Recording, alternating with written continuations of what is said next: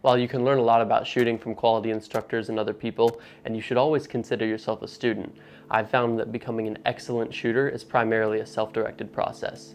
In this video, we're going to talk about one of the most fundamental skills that you need to know to become a better shooter. It's called calling your shot. Calling a shot is the act of knowing what happened to your target the moment you break a shot without actually needing to see or hear what really happened to the target. This can be done in both dry and live fire because all you really need to call a shot is to see exactly what your sights are doing the moment you break that trigger. In dry fire, calling your shots is one of the main ways you can get feedback on your marksmanship when you're not able to put holes in anything. For example, if we're practicing on these targets here, and the moment we break our shot, our sights move totally off of where we were intending to aim, then we know that shot wasn't very good. As we work on those problem areas in practice, and we see those sights move less and less, we'll be able to call good shots and understand that when there's little movement, we're doing something right. In live fire, you get all the benefits that you get while shot calling in dry fire, plus being able to know whether you need to take a makeup shot or confidently move on to your next target. Here's an example position with a window and 2 targets that we need to shoot to demonstrate this.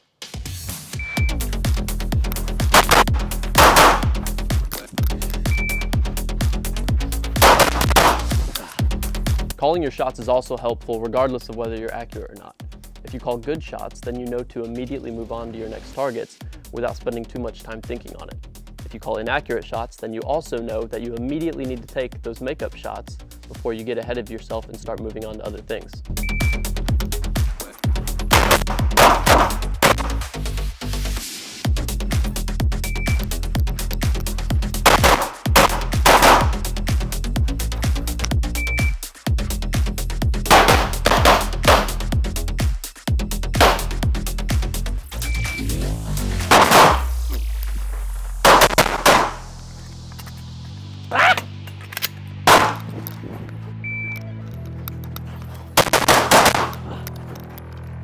One more note, if you do make a bad shot and you decide to make it up, make sure the shot's good. Here's a bad example.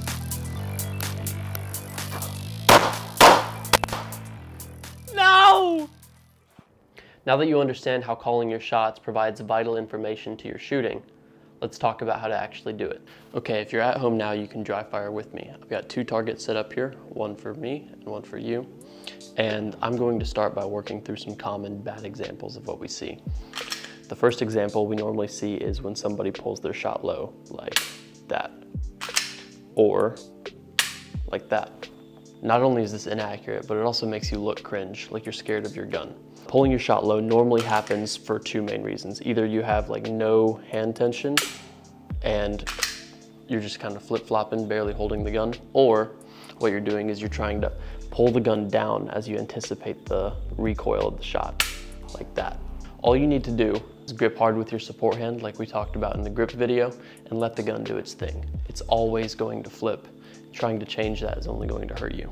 The next 2 examples we have are when we see left and right play. So if you see this or that happen, it's almost entirely because of your trigger finger.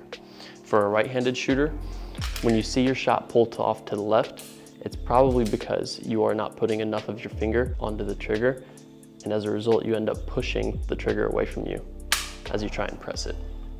On the flip side, if you pull your shots right, it's usually because you are pulling the trigger by wrapping too much of your finger around it, like so. If you're a left-handed shooter, flip everything I just said, or consider shooting guns the way God intended. To try and fix your side-to-side play, I want you to focus on pressing the trigger straight to the rear.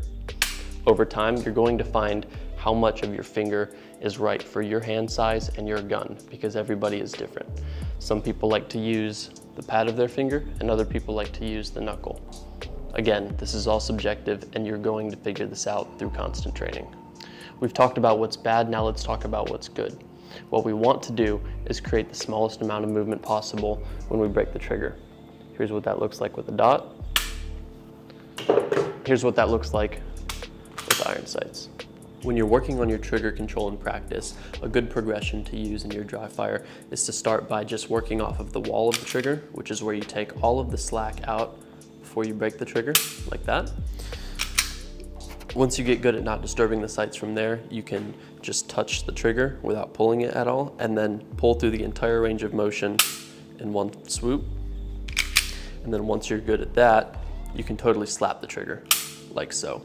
One of my favorite drills to do in dry fire is to just have a timer on a random delay and then already be aimed at a target with my finger touching the front of the trigger guard and then pull it. You may not like the idea of slapping the trigger, and I understand why, but the two things I'll say to that are slapping the trigger kind of helps you fight trigger freeze, which is where if you have any extra firing hand tension, you're gonna lock up. So say you're shooting 6 shots in succession, say that 5 times fast, and you go 1, 2, 3, 4, 5, 6, that's trigger freeze.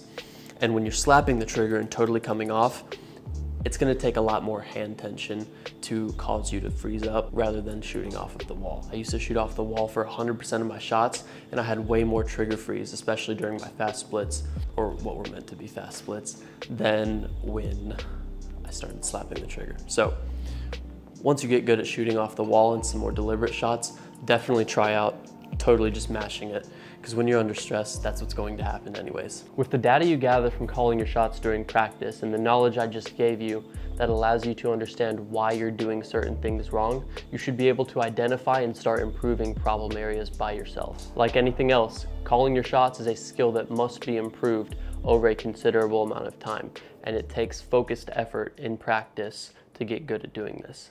Let me know in the comments what topics you'd like to see covered next. If you haven't already, be sure to check out our last week's video on grip. Thank you for watching, and I hope this video made you a better marksman.